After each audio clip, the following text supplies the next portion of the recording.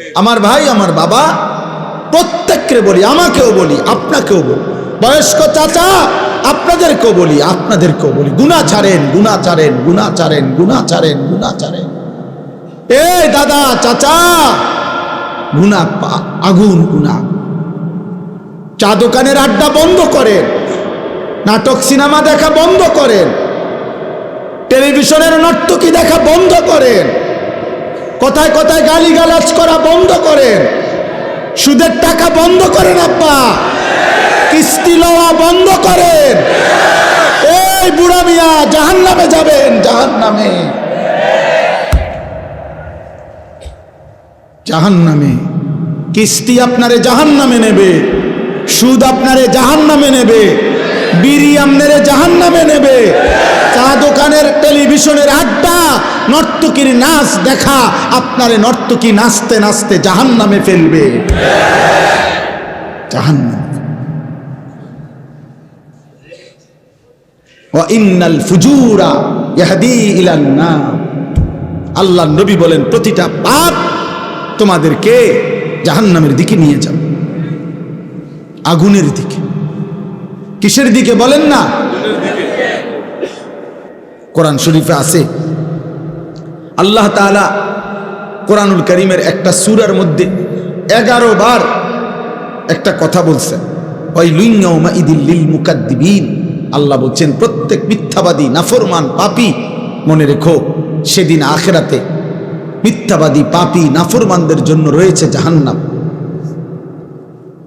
এই কথাটা এক সূরাতে আল্লাহ 11 বার বলার পর কথা শেষ করছে, শেষ কথাটা আল্লাহ তাআলা বলছে, ফাবিআইয়ি হাদিসিন বাদাহু ইউমিনুন। আমার বান্দা বলো তো, আমি আল্লাহ এরপরে আর কেমনে বললে, কি বললে তুমি বিশ্বাস করবা? আল্লাহ নিজে বলছে, ফাবিআইয়ি হাদিস, এরপরে আমি কি বলতাম, এরপরে বান্দা আমি আর কিভাবে বলতাম? আমি আল্লাহ জাহান্নামের এত বিস্তারিত বর্ণনা কোরআনে দিলাম, জান্নাতের এত বিস্তারিত বর্ণনা কোরআনে দিলাম, আখিরাতের এত বর্ণনা কোরআনে দিলাম, কিয়ামতের এত কথা কোরআনে বললাম, পূর্ববর্তী বহু জাতি ব্যক্তির ঘটনাবলী আমি কোরআনে বর্ণনা করলাম, যে আমার অনুগত হলে কি হয়, আমার অবাধ্য হলে কি হয়। ফেরাউনের কথাও আমি কোরআনে উল্লেখ করছি, ইউসুফ আলাইহিস সালামের কথাও আমি কোরআনে উল্লেখ করছি। আনুগত্যের পুরস্কার কি, আমার অবাধ্যতার পরিণতি কি, সেই নূহ আলাইহিস সালামের কওম থেকে আমি আল্লাহ যুগে যুগে কত জাতি, কত ব্যক্তিকে আমার নাফরমানির কারণে ধ্বংস করে দিছি, কত জাতি, কত ব্যক্তিকে আমার আনুগত্যের কারণে সম্মানিত করেছি। এগুলো আমি কোরআনে বলেছি। আমি জাহান্নামের বিস্তারিত বর্ণনা দিয়েছি, জান্নাতের কথা আমি আল্লাহ বলেছি, আমার রসুলকে আমি কেন পাঠাইছি সেটা আমি বলছি, আমার আদেশ কি আমি বলছি, আমার নিষেধ কি আমি বলেছি, আমি তোমাকে কেন বানাইছি তাও বলছি, আমি তোমার কাছে কি চাচ্ছি তাও বলছি, আমি তোমাকে আখিরাতে কি দেব তাও বলেছি, দুনিয়া তুমি কিভাবে চলবা তার বিধিবিধানও আমি বলে দিয়েছি। তো আল্লাহ যেন বলে, বান্দা আর আমি কি বলতাম, তবুও কেন জাহান্নামী হইলাম? এর জন্য কিয়ামতের দিন যেন আল্লাহ তাআলা জিজ্ঞেস করবে, বান্দা বলো, বান্দা কেন জাহান্নামী হইলাম? কি জিনিস ছিল না তোমার? তুমি কি শোনো নাই আমি তোমার রব আল্লাহ? তুমি কি শোনো নাই তোমার নবী মুহাম্মদুর রাসূলুল্লাহ সাল্লাল্লাহু আলাইহি ওয়াসাল্লাম? তুমি কি শোনো নাই তোমার কিতাব কোরআন? তুমি কি শোনো নাই তোমার ধর্ম ইসলাম? তাহলে তুমি একবারও ভাবলে না কেন? একবারও চিন্তা করলে না কেন? প্রিয় ভাই, প্রিয় ছেলেরা, তোমরা ছোট না, 14 বছর 16 বছর, বাবা ছোট না। 16 বছরের সাহাবী যুদ্ধের সেনাপতি ছিলেন। 17 বছরের মুসলমান, সেই আরব থেকে এসে এই ভারতীয় উপমহাদেশে সর্বপ্রথম হিন্দু রাজা সিন্ধুর দাহির পরাজিত করে সর্বপ্রথম ইসলামের পতাকা রাজপ্রাসাদে, যিনি হিন্দু রাজার প্রাসাদে সর্বপ্রথম কালেমার পতাকা উড়াইছেন, তিনি 17 বছর বয়সী যুবক ছিলেন। মুহাম্মদ ইবনে কাসিম রাহমাতুল্লাহ। গোটা আফ্রিকা যিনি বিজয় করেছেন তিনি 22 বছরের যুবক ছিলেন, উকবা ইবনে নাফি' রাদিয়াল্লাহু তাআলা। তোমরা ছোট না, তোমরা ভাবতেছো তোমরা এখনো বাচ্চা না। আব্বা বাচ্চা না, বাচ্চা হলে এত দুষ্টামি এত গুনাহ। তুমি যদি ছোটই হও, 16 বছর বয়সেও ছোটই হও, এত নারী দেখো কেন বাপ? ছোট মানুষ এত উলঙ্গ ছবি দেখে, ছোট মানুষ এত নর্তকী দেখে, ছোট মানুষ এত নাচ গান দেখে। তুমি তো অসভ্য। এত কম বয়সে যে এত বেশি মোবাইলে নারী ছবি অশ্লীল দৃশ্য দেখো, তুমি তো লম্পট চরিত্রহীন, তুমি তো অসভ্য, তুমি তো বেহায়া নির্লজ্জ। তুমি যাকে দেখো মোবাইলের ছবি সে তোমার মা না ফরমান? বলো একটা ছেলে, বলো তোমার মাকে দেখো। যদি মানুষের বাচ্চা হও, রক্তে যদি মানুষের রক্ত হয়, তো তুমি কল্পনা করো তো যে তোর মাকে এরকম দেখুক কেউ, তোর মাকে উলঙ্গ দেখুক কেউ, তোর বোনকে উলঙ্গ দেখুক, তোর মেয়েকে কেউ বিবস্ত্র দেখুক বেটা, তোর ফুফুকে দেখুক, তোর খালাকে দেখুক। তাহলে তুমি যাকে দেখছো সে কি কারো মা না? সে কি কারো বোন না? সে কারো মেয়ে না? সে কারো ফুফু না? সে কারো খালা না?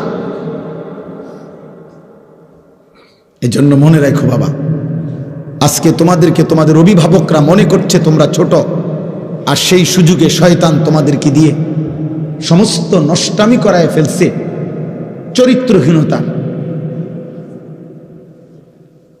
চরিত্রহীনতার জেনার, ব্যভিচার, নারী ছবি, অশ্লীলতা, বেহায়াপনা।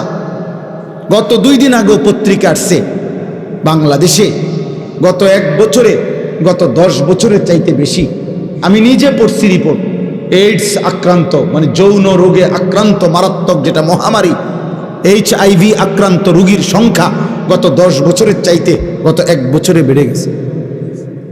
এবং উনি লিখছেন যে এর একটি বড় অংশ, রিপোর্টার লিখছেন, বিভিন্ন হসপিটালের জরিপ হিসাব করছেন, এই হসপিটালে চিকিৎসাধীন কয়জন, এর মধ্যে উনি লিখছেন বড় অংশ কিশোর, যুবক না, কিশোর। কিশোর মানে সর্বোচ্চ 13, 14, 15 বছরের ছেলেদেরকে বলে।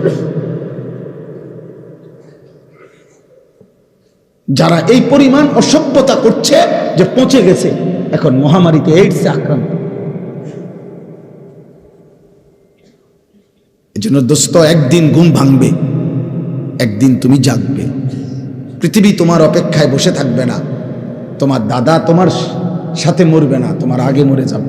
তোমার আব্বা তোমার সাথে মরবে না। ওই যে দেখেন, ওই বেয়াদব দেখেন, ওই 2 বেয়াদব চুরি করে, মানে এমন গাদ্দার, যে গাদ্দারের কথা হইল আমি শুনবো না, তোমার মতো হুজুর না, তোমার আব্বা বলল আমি শুনবো, আমি ছবি উঠাব। আরে বেয়াদব, উঠে গেলে ভালো। এত রাত হয়েছে, ঘুমায় যাও বাবা, অথবা গিয়ে বাইরে অন্য ছবি দেখো।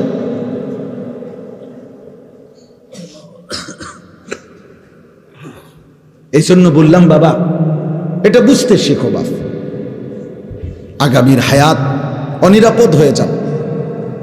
লাম তাজহারিল ফাহিশাতু ফি কওমিন হাত্তা ইউলিনু বিহা ইল্লা ফাশা ফীহিমুত তাউন ওয়াল আওজা' আল্লাতী লাম তাকুন মাদাত ফি আসলাফিহিম আল্লাযীনা মাদাউ। নবী সাল্লাল্লাহু আলাইহি ওয়াসাল্লাম বলেন, কোন সম্প্রদায়ের মধ্যে যদি জিনা, ব্যভিচার, নারী পুরুষ ছেলে মেয়ের অবাধ মেলামেশা বেড়ে যায়, খোদার কসম নবী বলছেন, এটা যদি একদম খোলামেলা হয়ে যায়, ব্যাপক হয়ে যায়, আল্লাহর নবী বলেন নিশ্চিত সেই সমাজে মহামারী আসবে, তাউন, এবং এমন রোগ ব্যাধি আসবে যা তোমাদের পূর্ববর্তীদের মধ্যে ছিল না। প্রিয় ভাই, তোমাকে তো বাঁচতে হবে। আমি যে চিৎকার করি দোস্ত, আরে ছেলে তুমি তো বাঁচতে হবে আব্বা, তুমি যদি এমন হইতো যে বিপদে পড়বো আমার পাপের কারণে, আমার দাদায়, কারণ আমি তো মরে যাবো আগে, দাদা মরবো পরে, না রে আব্বা তুমি পড়বা বিপদ। আগামীর সমাজে নিরাপদ সম্পর্ক হাদিসে আছে, কোন সমাজের মধ্যে ছেলে মেয়েরা যদি অবাধ এই নারী ছবি, অশ্লীলতা, বেহায়াপনা, উলঙ্গতা তোমাদের সবার পছন্দ হয়, তাহলে আগামী সমাজে তুমি নিরাপদ সম্পর্ক, নিরাপদ ফ্যামিলি, আগামী সময়ে তোমরা নিরাপদ বোন, নিরাপদ মেয়ে, নিরাপদ ইজ্জত, সতীত্ব খুঁজে পাবা। আল্লাহর কসম করে বল, কসম খোদার, এটা মনীষীদের কথা। তুমি যেমন নষ্ট, যে তোমার বিবাহের সম্পর্কে আসবে, তো একদিন পরে হোক আর 6 মাস পরে হোক, তুমি টের পাইবা সেও দুশ্চরিত্র।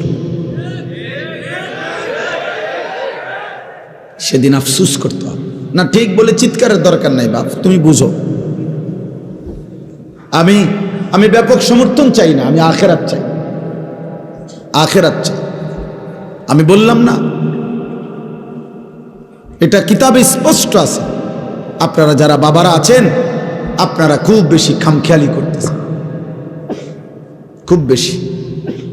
আপনাদের ছেলেরা, এগুলো আপনাদের ছেলে, এই ছেলেগুলো এখানে যারা এখন বসছে, আসছে, এরা নর্থ বেঙ্গল থেকে আসে না, পার্বত্য চট্টগ্রাম থেকে আসে না, খুলনা বরিশাল থেকে আসে না, এরা রংপুর বিভাগ থেকে আসে না, এরা এখানকার আশেপাশে সর্বোচ্চ 10 কিলোমিটার 20 কিলোমিটার জায়গার ছেলে। তো 20 কিলোমিটার জায়গার যদি এখানে 1000 ছেলে হয়, 2000 ছেলে হয়, আপনারা ভাবেন তো এই 2000 ছেলের মধ্যে আপনারা একজন চাচা যারা নামাজ পড়েন, এরকম একজন নামাজি চাচা আপনাদের এলাকার ছেলে আপনারা এখন দেখেন, দেখলেই আপনি বুঝবেন যে এখানে যদি 2000 ছেলে হয়, কমপক্ষে 1900-1800 ছেলে বেনামাজি। আর যদি মিথ্যা বলি তো তোমরা প্রতিবাদ করো। তোমরা যারা আজকের সারাদিনে 5 ওয়াক্ত নামাজ পড়ছো, যুবক ভাই, কিশোর ভাই, তোমরা প্রতিবাদ করো যে না, আমরা হুজুর আপনাকে এখন প্রমাণ করব আমরা বেশি অংশ নামাজ পড়ছি। বলো, তুমি চ্যালেঞ্জ করো, তাহলে বিচার হবে আমার, তাহলে আমার বিচার হবে। তোমরা যা বিচার করো আমি তা মাইনা নেব। হ্যাঁ, আমার ভিডিও হবে, বিচার তোমরা জানাই দিবা যে আমরা হুজুররে অপমানিত করে দিছি ভুল ইনফরমেশনের কারণে। তাহলে একটি 92 থেকে 95% সংখ্যাগরিষ্ঠ মুসলিম দেশে, যেখানে চারিদিকে মসজিদ মাদ্রাসা, প্রতি ওয়াক্তের নামাজের আজান মাইকে হয়, হিন্দুস্তানের এমন অসংখ্য প্রদেশে, ইন্ডিয়ার মুসলমানের ওইখানের হিসাবে সংখ্যালঘু যদিও, আমাদের এখানের হিসাবে বেশি। বোঝেন নাই কথা? ইন্ডিয়ার মোট জনসংখ্যার কারণে হলো মুসলমান কম, কিন্তু আমাদের বাংলাদেশের সব মিলানোর চাইতে যে পরিমাণ, তার চাইতে ইন্ডিয়ায় মুসলমান বেশি। আমি নিজে ইন্ডিয়ায় তো ছিলাম 8 দিন 2022 সালে, আরও একবার গেছি 2018 সালে চিকিৎসার জন্য। তাহলে আমি তো ইন্ডিয়ার এমন প্রদেশে গেছি যেই প্রদেশের মুসলমান আছে কিন্তু কোনো মসজিদে প্রকাশ্যে আজান দেওয়া নিষিদ্ধ, এরকম বহু জায়গা আছে। কোথাও কোথাও আবার অনুমতি আছে অল্প কিছু জায়গায়। তাইলে বলার উদ্দেশ্য হলো ভাইয়া, যেখানে চারিদিকে মসজিদের মিনারায় আজান হয়, প্রতি ওয়াক্ত নামাজ যদি আমরা কল্পনা করি, কমপক্ষে আমাদের এক একজন ব্যক্তি যেখানেই থাকি আশেপাশের, না হয়তো খেয়াল করলে 10টা মসজিদের আজান এতটা কাছাকাছি যে শুনবার কথা। তাহলে প্রতি মসজিদে যদি 4টা করে মাইকের হরন থাকে, তাহলে 10টা মসজিদে 40টা হরন একসাথে আজান দিছে। তুই নাফরমানের কলিজার মধ্যে, তুই এত বড় নিকৃষ্ট পাষাণ বেয়াদব, এত বড় বেয়াদব, তুই বেয়াদবের কলিজার ভিতরে এতগুলো হরনের মাইকের আজান, 100টা কলিজাটা কিন্তু নাড়াইতে পারে না। কত বড় নিকৃষ্ট বেয়াদব! বেনামাজির চাইতে বেয়াদব পৃথিবীতে কেউ। কত বড় নিকৃষ্ট! হায়, তোর মা তোকে শিখায় নাই কোনোদিন? আহা, নাফরমান ছেলে, তোমার মা কোনোদিন বলে নাই তুমি মুসলমান? তোমার বাবা কোনোদিন বলে নাই? তোমার ছোটবেলার মক্তবের হুজুর তোমারে কোনোদিন বলে নাই যে মুসলমানের উপরে 5 ওয়াক্ত নামাজ ফরজ? তো 16 বছর বয়সে এভাবে ভুলে গেলা, 18 বছর বয়সে এভাবে ভুলে গেলা। তো মাত্র এত কম বয়সে যদি আল্লাহকে এভাবে ভুলে যাও, 24 ঘন্টার মধ্যে একটা সেজদাও দিলা না যেই নাফরমান ছিল, তো আল্লাহকে যদি এভাবে বিদায় দাও, আরে নাফরমান, আগামী 60 বছর তোর যদি হায়াত হয় আর এভাবে বেনামাজি জিন্দিগি চলে, তো আগামীতে তুই দাজ্জাল হবি, দাজ্জাল। তুই তো হবি দাজ্জাল।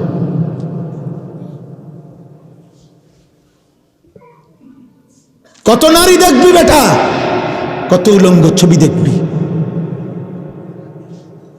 একদিন কোমরের ক্ষমতা আর লজ্জাস্থানের ক্ষমতা নষ্ট হয়ে, যৌবনের সক্ষমতা নষ্ট হয়ে, তখন পথে পথে ঘুরবা আর রাতের আধারে একাকী কাঁদবা, আর ঘর আর সংসার জাহান্নামের টুকরা হয়ে ধাউ ধাউ আগুন জ্বলবে। আমি বললাম, আমার নাম মনে রাখো। আলহামদুলিল্লাহ, আমি এই বিষয়ে কিশোর যুবকদের যাবতীয় বিষয় নিয়ে আমার জিন্দিগির 24 ঘন্টার মেন সাধনা, আমি এই নিয়েই পড়ি সারাদিন, সারা পৃথিবীর খোঁজ খবর, রিপোর্ট, এগুলো জানতে চেষ্টা করি।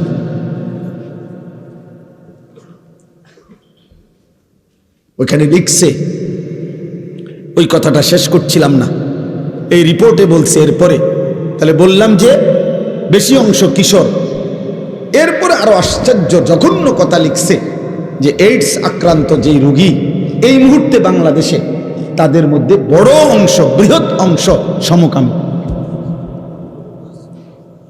খোদার কসম, মানে ছেলে ছেলে অপকর্ম করে। তার মানে এই কুত্তা নারী দেখতে দেখতে, মোবাইলে অস্থির ছবি দেখতে দেখতে 24 ঘন্টা এটা কুত্তার মতো হয়ে গেছে। এই জন্য এই কুত্তার দেরি করা সহ্য নাই, যেখানে যা পাচ্ছে ডানে বামে সব শেষ করে দিচ্ছে। কারণ এই তো কুত্তার মতো হয়ে গেছে নারী দেখতে দেখতে, অশ্লীল ছবি দেখতে দেখতে। তার তো শরীরের কোনো ভারসাম্য নাই, জীবনের কোনো ভারসাম্য নাই।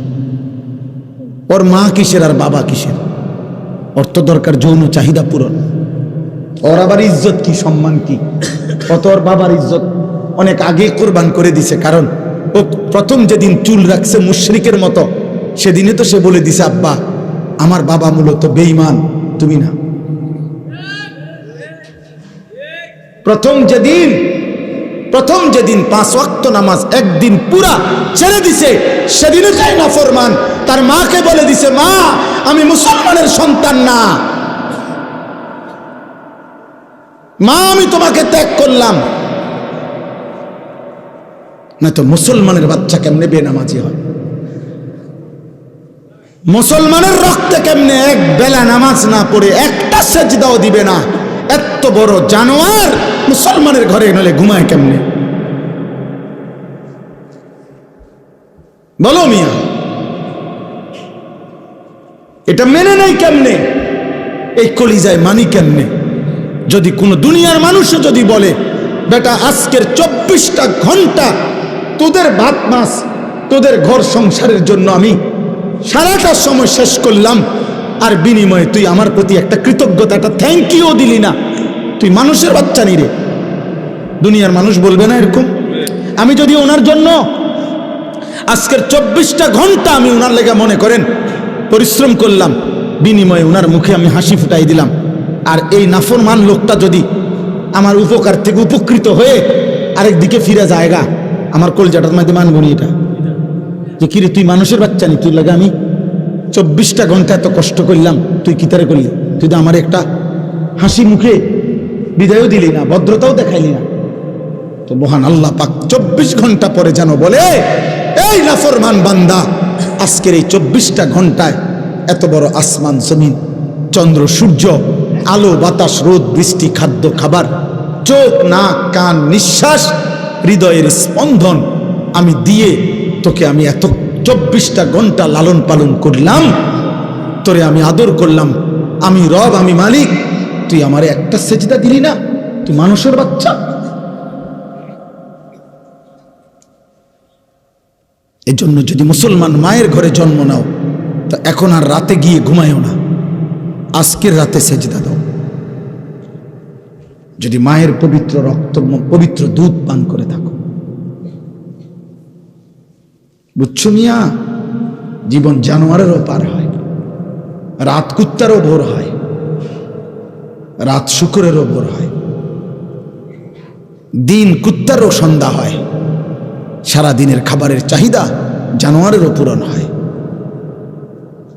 ঘুমের চাহিদা জানোয়ারেরও পূরণ হয়, থাকার ব্যবস্থাপনা কুত্তাও কোনো জায়গায় বারান্দার মধ্যে রাস্তার কোনো কিনারায় শুয়েই থাকে, একখানে না একখানে পার হয়ে যায়।